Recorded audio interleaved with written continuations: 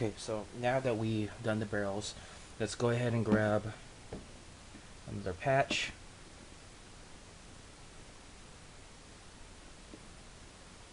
Fold that into a triangle here. Stick it to the eyelet.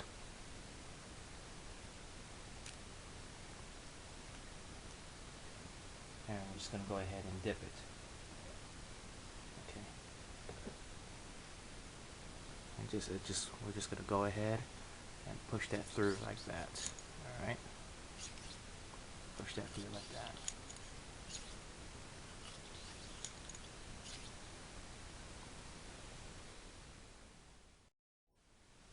Okay, so now wait a minute, boss. What if I come back from the range and I want to start cleaning the crap that's in my barrel? Well, okay, now that's when we start using the bristle part. All right. So now keep in mind that when you use the bristle, okay, and this is the copper one. The Glocks came with a nylon, but I like to use this.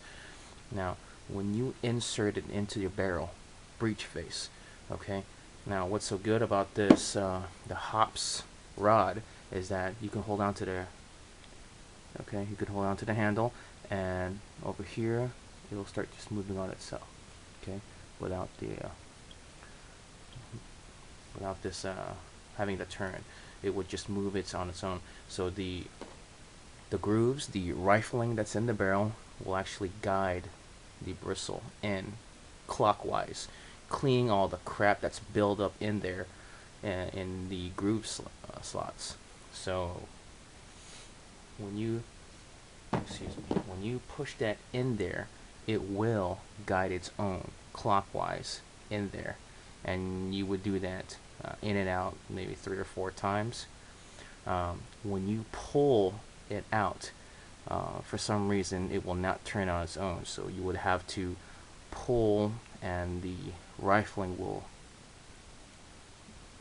guide it out counterclockwise, and just go ahead and pull it out counterclockwise. Let the rifling in your barrel guide the rod out.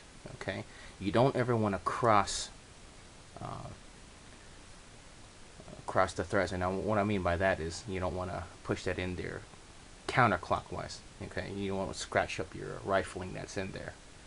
So that's that. That's the explanation on that. So now that we got that out of the way, let's focus now. We did this. We did the guide rod, the rod and the spring, and we did the same thing on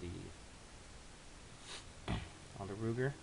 So we're gonna go ahead and move to the slide. Now you would just go ahead and grab yourself a brush. Now I used my old toothbrush. Okay.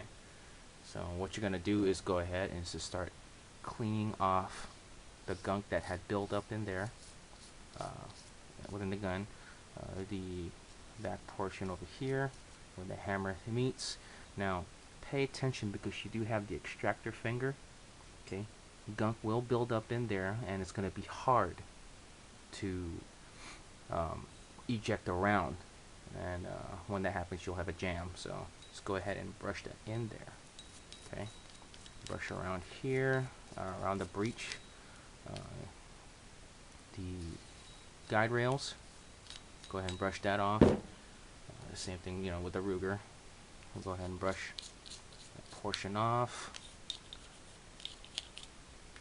And of course the extractor finger. The extractor finger is in there, way in there. So it's good to have the toothbrush.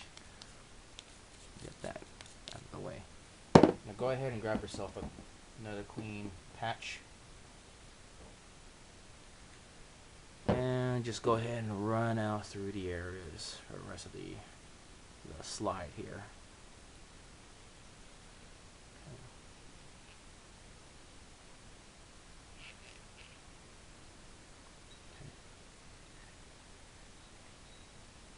I'll do the same thing with the Ruger as well. Clean that out here.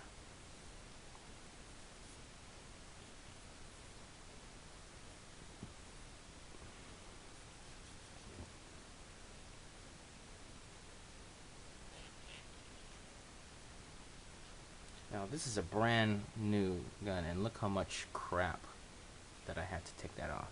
Okay. But that's usually because of the factory crap, the gunk and the oil and the lubrication that's in there. So get rid of that. Let's go ahead and move on to the frame. Now you want to go ahead and grab yourself again another new patch.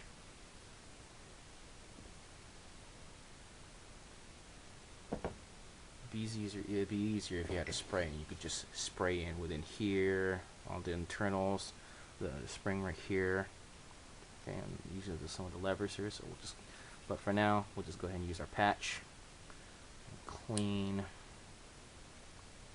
with the hammer, trigger, the internals that are in there. Oh, I got stuck there. Same thing with your polymer framed Ruger. Start cleaning that.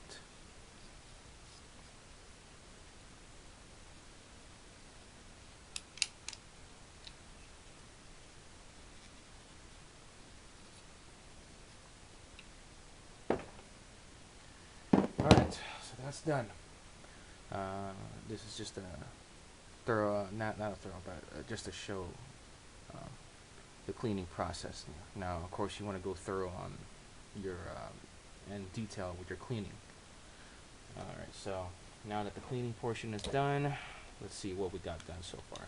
We've got the barrels, we've got the tension, the retract spring and the guide rod, the slide, and of course the most important, the extractor finger. Okay, and of course we got the frame.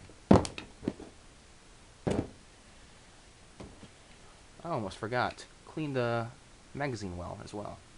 You know, it's a good thing I caught that. So we'll just go ahead and clean around the magazine well, because it does get dirty around there. So just put that, stick that in there. Same thing here with the tube with the SIG.